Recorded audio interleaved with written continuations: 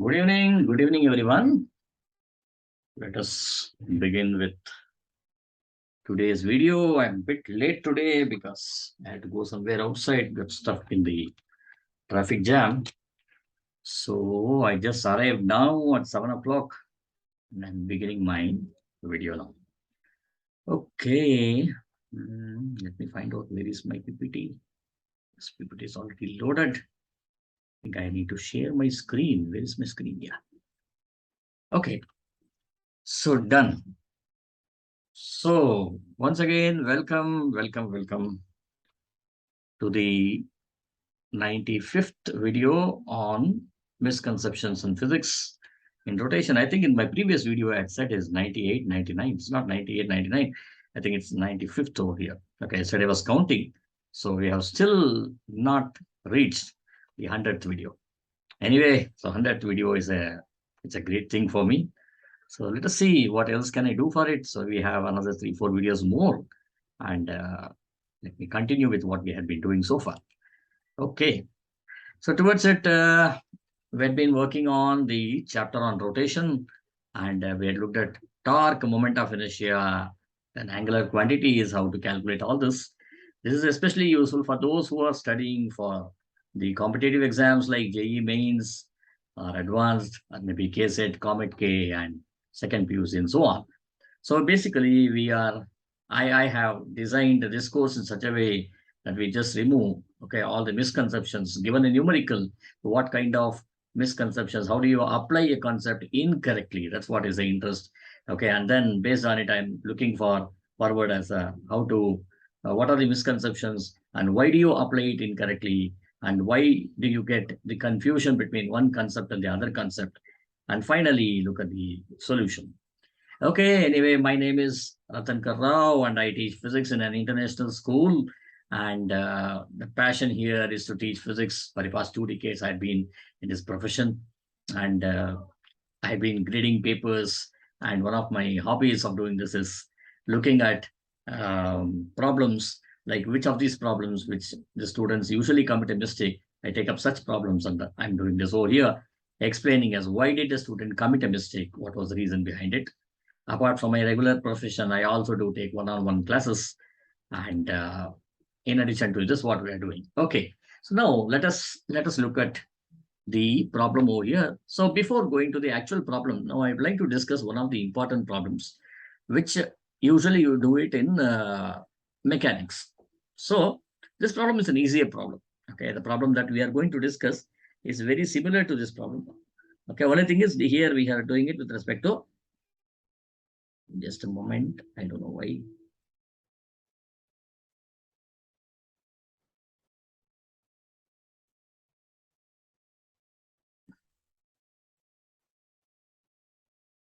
Right, okay. So a particle is thrown upwards with a speed of 5 meters per second. See, this is not the actual problem, but anyway, I thought while we are doing this problem, we'll correlate it and then proceed further.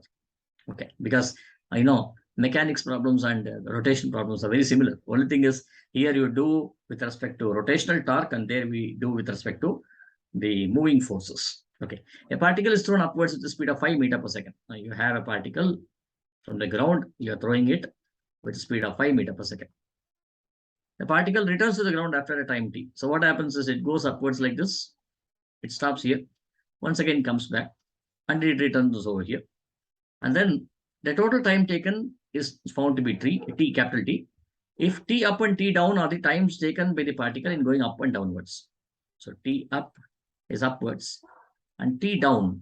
Okay, starting from here. This is t down, t down. Which of the following is correct? While we did this problem, if you don't know, you can just go to the previous exercises. Okay, the answer that we get here, okay, ignoring air resistance. If air resistance is there, then it's a different story.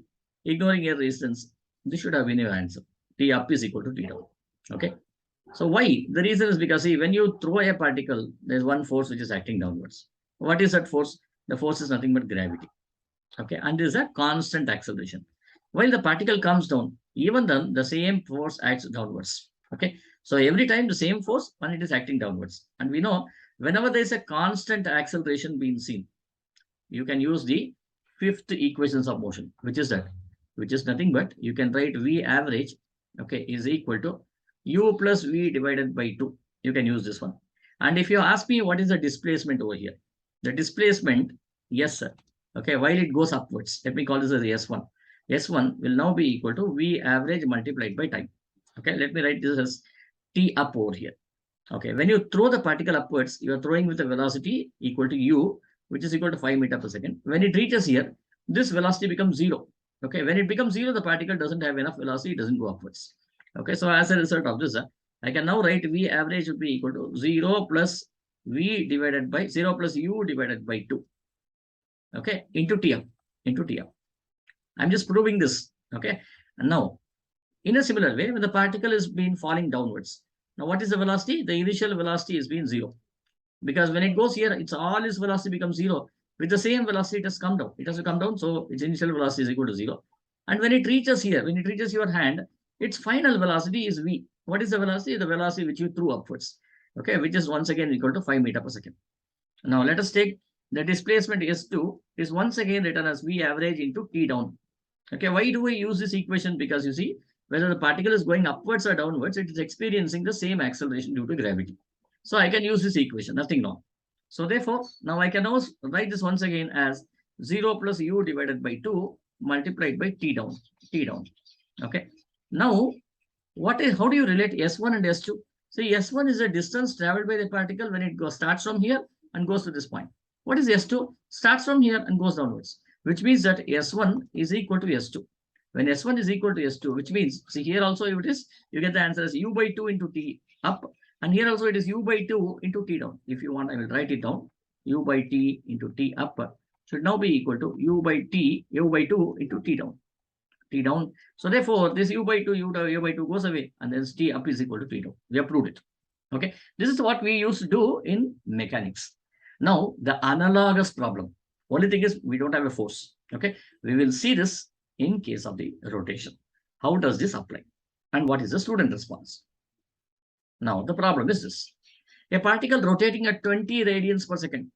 Now, if you go back to this problem, you see, a particle is thrown upwards at the speed of 5 meters per second. Here it was linear speed. And here you have 20 radians per second. But then it was thrown upwards. Now, here I have not said anything about it. It's acted upon by a constant torque. Now, what was there? Let me go back. It is acted upon by the gravity. I have not mentioned. Okay, you are throwing it upwards. It's acted upon by gravity. Right? Okay, constant torque. Providing it a deceleration of 2 radians per second square. Now there it was G, 9.8 or 10 meters per second square. Here it is 2 radians per second square. At what time will the body have kinetic energy? Now the problem changes. See, there's a twist here. At what time will the body have kinetic energy? Same as the initial value if the torque continues to act. Now, so that means initially the kinetic energy here, okay, let me write it down. Initial kinetic energy when the throw was being initiated was nothing but half I omega square, right? Here there is not throwing, you are just rotating it, right? So where I is the moment of inertia, omega is nothing but the angular velocity, which is already given to you. Okay, this is your omega I is nothing but 20, okay, which is given to you. After a time t, what happens? Now the particle, now while it is rotating, okay, what do? There is no friction, but you are going to apply a force on it. Okay, so that you are going to produce a torque on it with a negative acceleration, deceleration of 2 radians per second square, so that now the angular velocity once again becomes equal to omega f. Final velocity. What is the angular velocity? Omega is once again 20. Is it given there? No. What is given here? I have deduced it.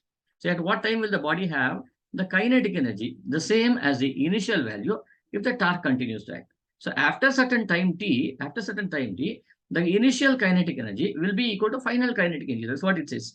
It says that this will be initial kinetic energy. This should now be equal to final kinetic energy, half I omega f square, right? Now, so when does it happen? When we have omega f is equal to omega I, right? Because I is not going to change. Okay, so you can have kinetic energy initial is equal to kinetic energy final when omega I is equal to omega f. Now I need to find out the value of omega f. Very simple.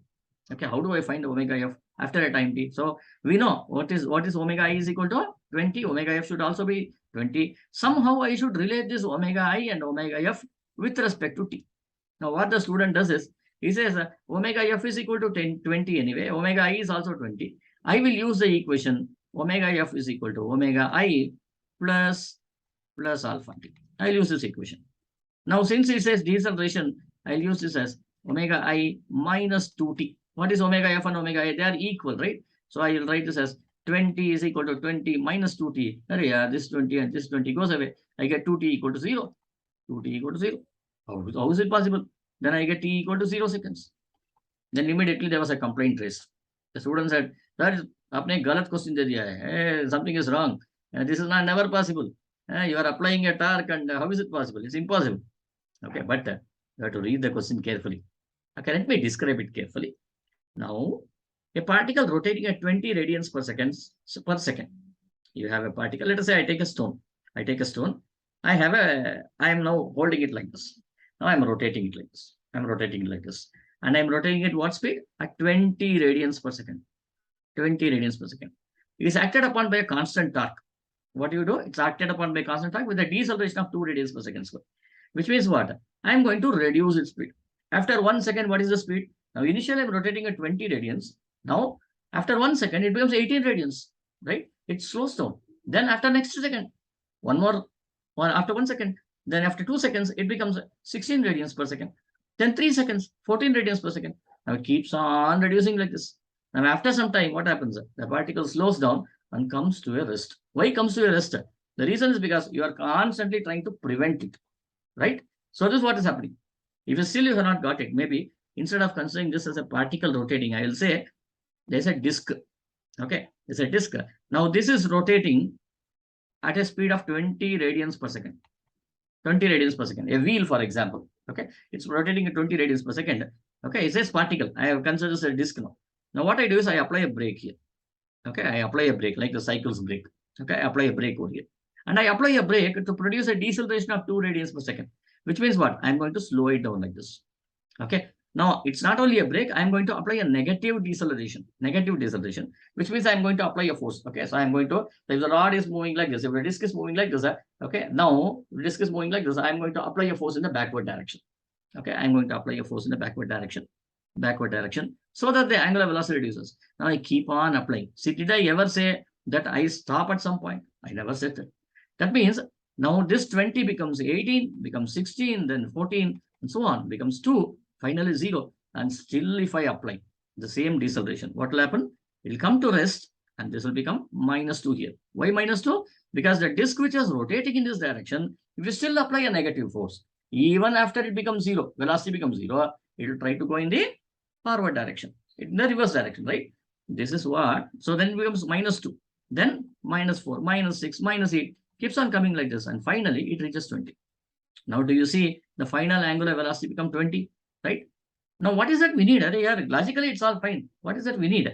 We need to find what time does it take to start from 20, go to 0, once again come to 20. That's what I need, right?